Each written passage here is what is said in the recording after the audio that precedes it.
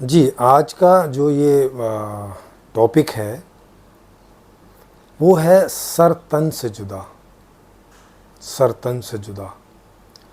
ये जो एक संस्कृति चली आ रही है, जो काफ़ी पुरानी है मुस्लिम की, और भारत में वो इस हद पर पहुंच गई है कि उनके बच्चे सर तन से जुदा करने लग गए हैं।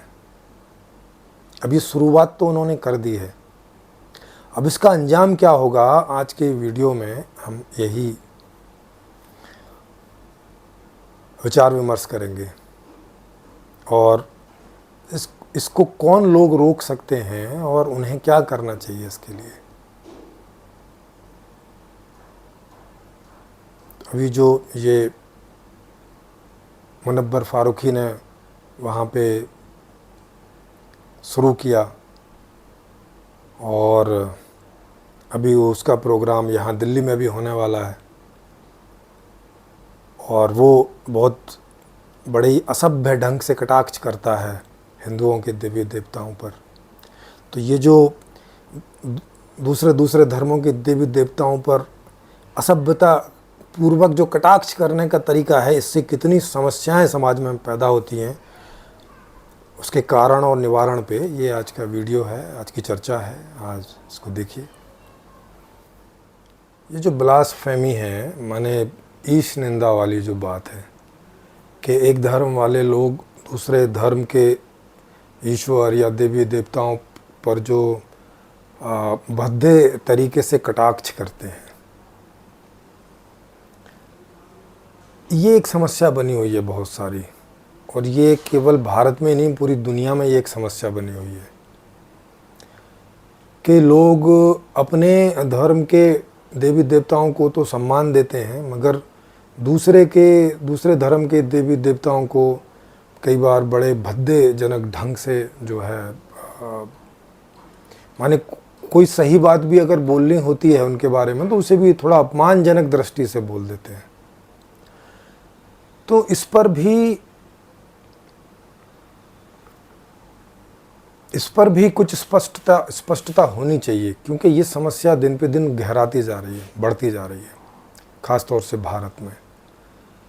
और ये ऐसा लगने लगा है कि कहीं एक दिन ऐसा ना हो कि ये आपस में इतनी कट्टरता हो जाए कि कहीं कोई बहुत बड़ा कोई बवाला मच जाए और बहुत सारे लोगों की जान चली जाए, उसमें कोई भी धर्म के लोगों की जान चली जाए ज़्यादा, और बाकी तो सारे नुकसान होते ही हैं इसमें। आप देखें कि जहाँ हिंदू मुस्लिम या ऐसा कुछ भी होता है, तो वहाँ का वातावरण तो इतना अच्छा होता नहीं, और बाहर से लोग वहाँ पे फिर ना ऐसे देश में वो टूरिस्ट करने आते हैं, जिससे कि बाहर की करेंसी जो आती है, जो डॉलर करेंसी आती है भारत में, वो कम हो जाती है। फिर ना काम धंधा करने वाले लोग आते हैं, उद्योगपति भी नहीं आते इस तरह के माहौल में कि जहाँ कहीं कुछ भी हो सके, क्योंकि उद्योग वगैरह जितनी भी जो आर्थिक इकोनॉमी है, ये वहीं ज़्यादा लोग करना चाहते हैं जहाँ थोड़ी शांति है, जहाँ कायदे कानून है, जहाँ लोगों के बीच वैमनस्यता नहीं है। तो इसका इकोनॉमी पे भी बहुत बड़ा असर पड़ता है। अभी जो केस आप देख रहे हैं टी राजा का, आप देख रहे हैं बेंगलोर में, वहाँ पे क्या नाम है, तो वहाँ हैदराबाद में कि वो एक मुनव्वर जो हैं, फारूक मुनव्वर उनका नाम है, उन्होंने कोई वहाँ एक प्रोग्राम किया जिसमें वो हिंदुओं के जो देवी देवता हैं उनको वो अभद्र तरीके से उस पर वो टिप्पणी करते हैं। मैंने भी एक दो बार सुना है, तो तरीका लहजा ठीक नहीं है। अब उन्होंने किया तो फिर टी राजा वहाँ के नेता हैं, उनको मौका मिल गया। अब हो सकता है कि उन्हें खुद भी बुरा लगा हो चूँकि वो हिंदू हैं, या ये भी हो सकता है कि भाई उन्हें अपनी राजनीति चमकाने का अवसर प्राप्त हो गया, या दोनों हो सकते हैं कि बुरा भी लगा और राजनीति चमकाने का अवसर भी प्राप्त हो गया। तो उन्होंने ये इस तरह का जो है वीडियो बनाया, और वो मुस्लिम की जो ईस है उसकी निंदा कुछ ढंग से कर डाली। ऐसा बोल डाला कि भाई नंगा होके और बारिश में नहाने वाला पैगंबर कैसे हो सकता है वगैरह वगैरह, इस तरह के सवाल उठाए। इसके पहले नुपुर शर्मा वाला जो है वो मुद्दा उठ ही चुका है। उस चक्कर में 2-3 लोगों का कत्लेआम मुस्लिम जो कट्टर लोग हैं आतंकवादी टाइप के, वो लोग कर चुके हैं। इसका क्या हल होना चाहिए? तो मैं यहाँ एक हल के बारे में आपके साथ चर्चा करना चाह रहा हूँ, फिर आप कमेंट में आप बताइएगा कि क्या इस तरह का कोई हल हो सकता है, क्या इसे हल कह सकते हैं। आज की व्यवस्था में मैं ये बात कर रहा हूँ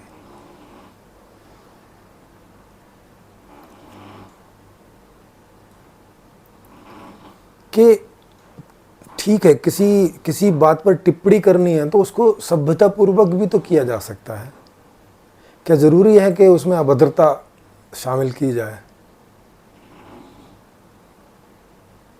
जैसे मैं भी बहुत सारी चीज़ों पर टिप्पणी करता हूँ, बहुत सारी चीज़ों पर प्रश्न पूछता हूँ, लेकिन उसमें सभ्यता रहे तो ठीक है ना, जैसे उसमें सभ्यता रहती है ना। ठीक है, आपको कोई सवाल कहीं लग रहा है, क्योंकि पीछे के जितने भी सब धर्म हैं सब में बहुत सारा इलॉजिकल है, बहुत सारी अतार्किकताएँ हैं, बहुत सारे ऐसे सवाल उठते हैं जिनके जवाब उनके पास नहीं है। ना हिंदू धर्म के पास है, ना मुस्लिम धर्म के पास है, ना ईसाई धर्म के, ना बौद्ध धर्म के, मतलब पीछे के किसी भी धर्म के पास नहीं है। और वो स्वाभाविक भी है।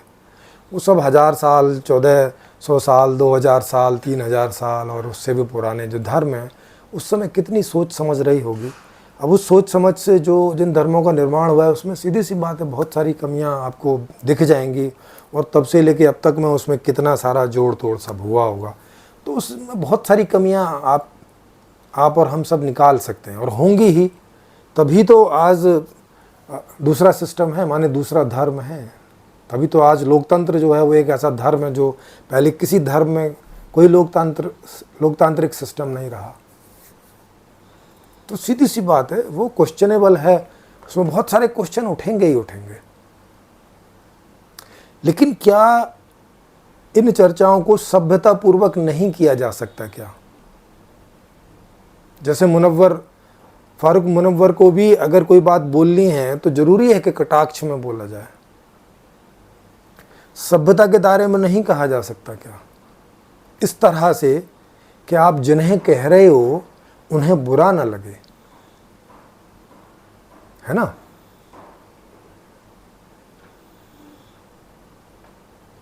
तो यहां मसला इतना सा ही तो है कि चाहे आप सच ही बोल रहे हो, चाहे नुपुर शर्मा ने सच ही बोला कि भाई उन्होंने 6 साल की आयशा से शादी की, ये सब उनके हदीस वगैरह में सब लिखा हुआ है, ठीक है, मगर क्या तरीका सभ्य नहीं हो सकता?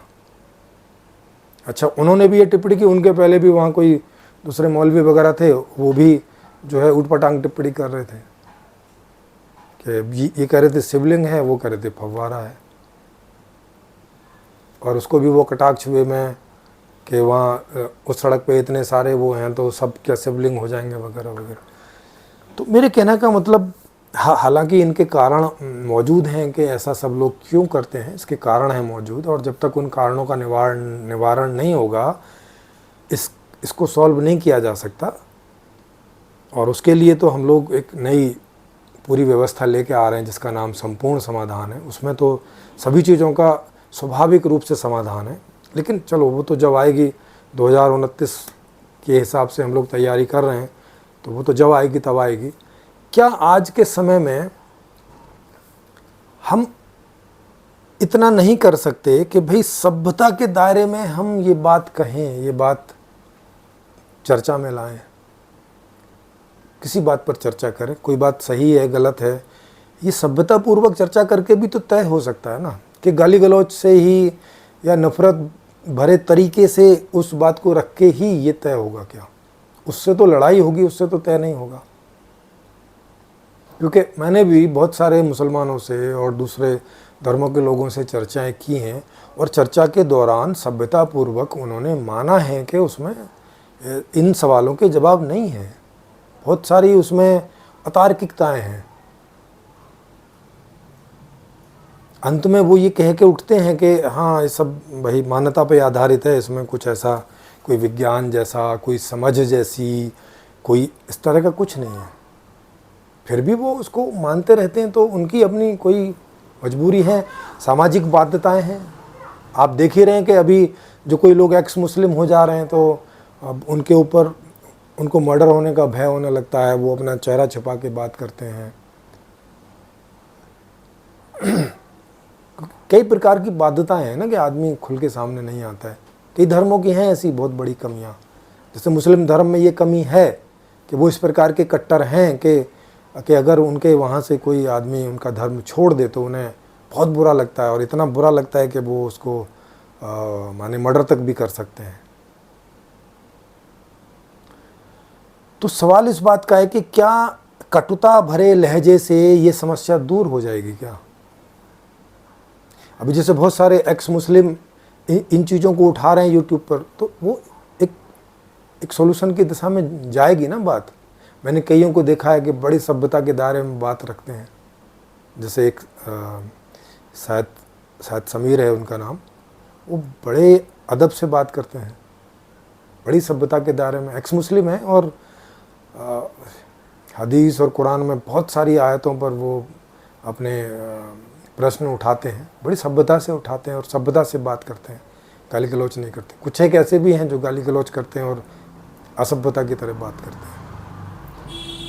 तो माने असभ्यता की तरह से बात करने से ये लगता है कि भाई आप बात सुलझाने के लिए प्रयास कर रहे हो या और उलझाने के लिए प्रयास कर रहे हो।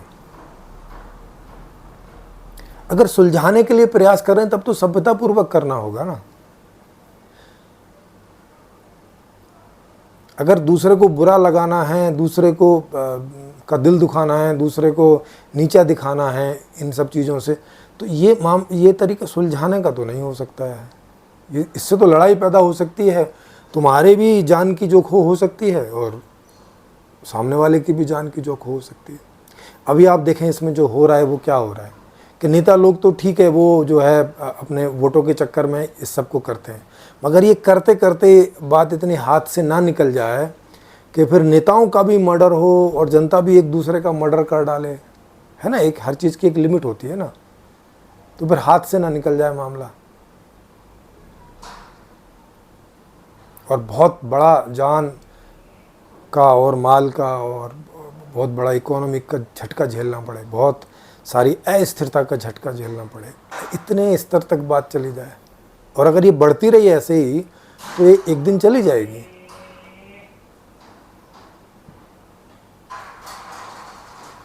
तो अब इन चीज़ों को सभी लोग समझ भी नहीं सकते, तो जो लोग समझ सकते हैं अब ये उनका काम है कि वो इस तरह की चीज़ों को लोगों में रखें। डायलॉग कैसे होता है, डायलॉग करने का क्या तरीका है, ये बात स्थापित हो समाज में कि भाई डायलॉग जो है वो सभ्यता के दायरे में होता है।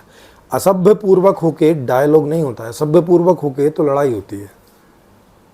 वो चाहे आप बकवाद वाली लड़ाई कर लो, माने मुंह बकवाद करते रहो और उसके बाद में फिर फिजिकली लड़ाई पे आ जाओ और फिर एक दूसरे को मार डालो और फिर वो मरने तक चलती है।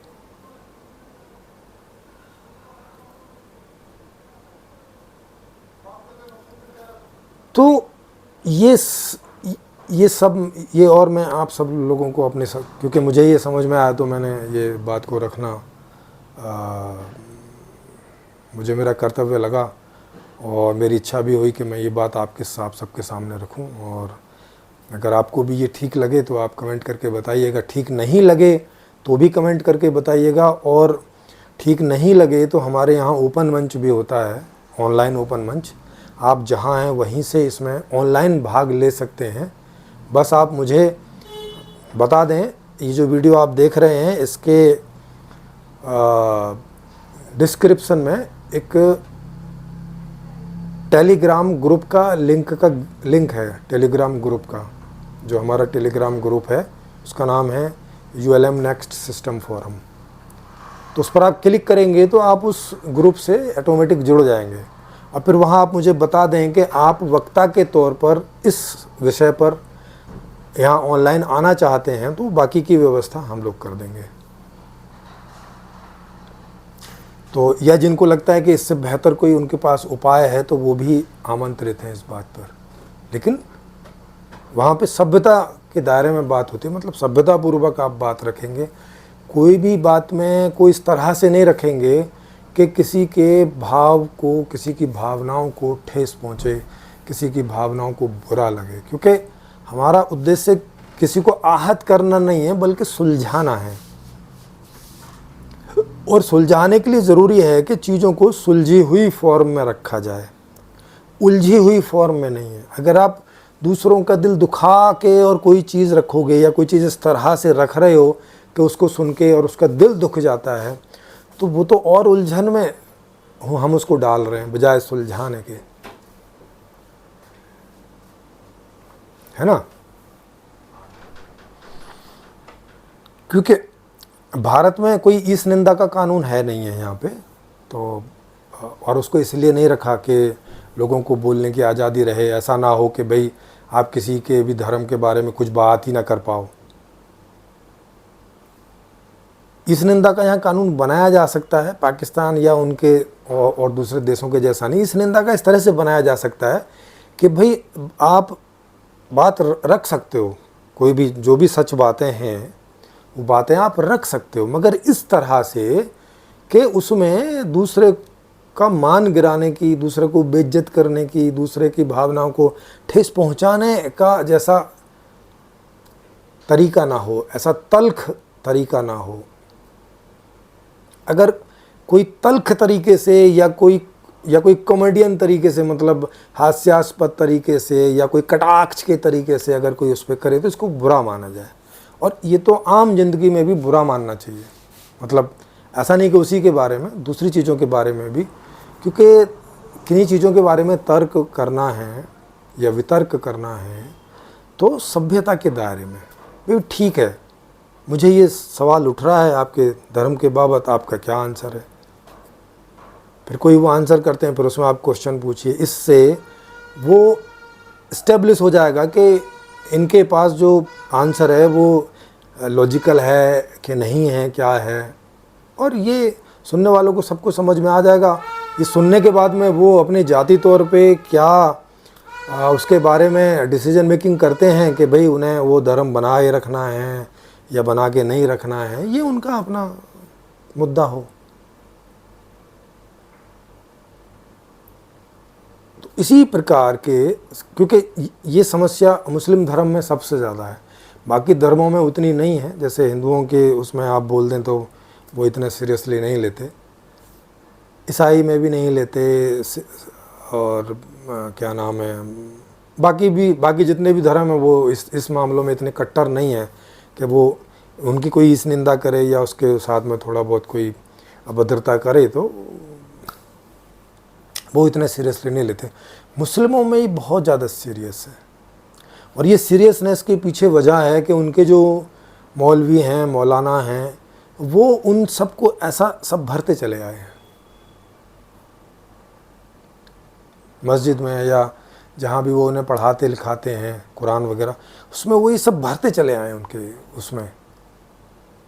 यहाँ तक कि मतलब अगर कोई आपके अल्लाह की या मोहम्मद साहब की कोई ज़रा भी जो है खिलाफत करे शब्दों में भी, आपके घर में से भी कोई, तो आप अपने बाप को बाप ना समझें, माँ को माँ ना समझें, बहन भाई को बहन भाई ना समझें, माने अपने जो खून के रिश्ते हैं उससे भी बढ़ के ईश्वर को या मोहम्मद साहब को, इनको समझें।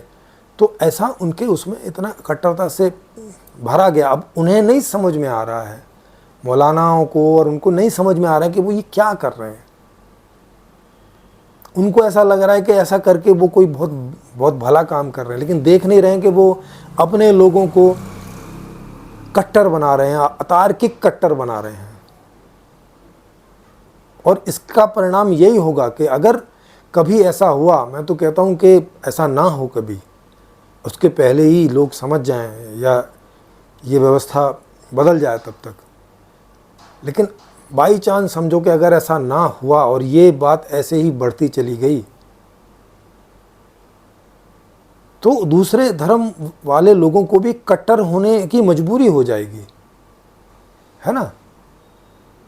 क्योंकि एक लेवल होता है ना, जैसे भाई एक लेवल तक आदमी जो है वो उसको सहन कर लेता है, हो गई। और दूसरे धर्म के लोगों ने भी सोच लिया, जैसे यहाँ मान लिया हिंदुओं ने सोच लिया कि यार ये मुस्लिम तो अब जहाँ देखो उधर ही मर्डर कर रहे हैं और ये कर रहे हैं वो कर रहे हैं, और एक बार दिमाग खराब हो गया इनका भी, ये भी ऐसे कट्टर हो गए, फिर क्या होगा? फिर क्या भारत में मुसलमानों का सफाया नहीं हो जाएगा? और इसका जिम्मेवार कौन होगा वास्तव में? तो डायरेक्टली तो ठीक है ये होंगे, लेकिन इनडायरेक्टली तो जिम्मेवार वही मौलाना और मौलवी होंगे ना, जो अपने बच्चों को इतना कट्टर बना दे रहे हैं कि वो दूसरे धर्म के लोगों के साथ सहजतापूर्वक बैठ भी ना सके, कोई व्यवहार ना कर सके, कोई उनके साथ संबंध ना रख सके, संबंधित ना हो सके। तो जो धर्म सुख और शांति पैदा करने के लिए बनाए जाते हैं, उन्हीं के द्वारा अशांति फैलने लगे या उन्हीं के द्वारा कट्टरता फैलने लगे, तो ये सोचना चाहिए। ये जो मुस्लिम मौलवी और मौलाना हैं, उन्हें आज सोचना चाहिए। अगर वो आज नहीं सोचेंगे तो मुझे नहीं लगता कि आने वाले समय में वो सोचने लायक बचेंगे। मुझे लगता है कि ये बात उनके हाथ से निकल जाएगी। अभी तो नेता लोग और मौलवी और वो अपने कोई फ़ायदे के लिए ये सब काम करते हैं, ताकि उनके लोग उनके काबू में रहें, ये करें वो करें, उनकी एक बात पे अपनी जान दे दें वगैरह वगैरह सारे। लेकिन ये एक लेवल तक ही काम करता है, एक लेवल के ऊपर बना तो फिर क्या मौलाना और मौलवी और क्या नेता लोग सब कटने लगते हैं। फिर ऐसा इतिहास में कई बार हो चुका है पीछे, कि जब मामला कटना शुरू होता है तो फिर चर्चाएं ख़त्म हो जाती हैं, फिर चर्चा का दौर नहीं रहता।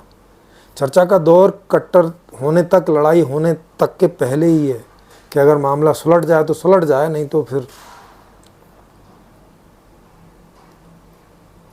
तो देखें।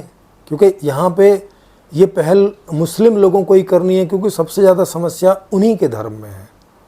बाकी के धर्म ऐसे नहीं है कि उनकी इस निंदा करो तो वो आपको सरतन से जुदा कर दें, सरतन से जुदा कर दें, है ना। ये समस्या और कहीं नहीं है। मैंने इतने सारे धर्मों को पढ़ा है, समझा है, इस समस्या और किसी धर्म में नहीं है कि सरतन से जुदा कर दो, सरतन से जुदा कर दो। ये जो सरतन से जुदा करने का चक्कर है, ये इस मुस्लिम धर्म में ही मुझे देखने को मिल रहा है।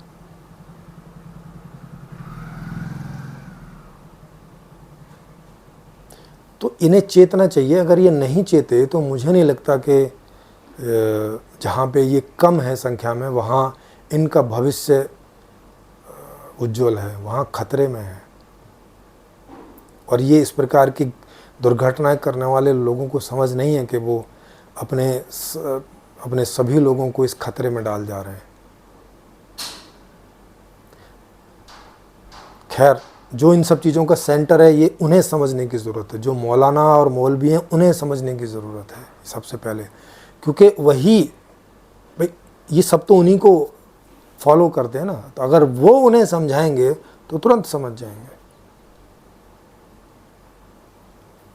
तो मैं यही बात करना चाहता था आपसे। आप बताएं कि मैंने कुछ गलत तो नहीं कहा, कमेंट करके। और आप इस बारे में और कोई बेहतर, कोई ज़्यादा ढंग से बता सकते हैं तो आप यहाँ आएँ और बताएं इस बात को।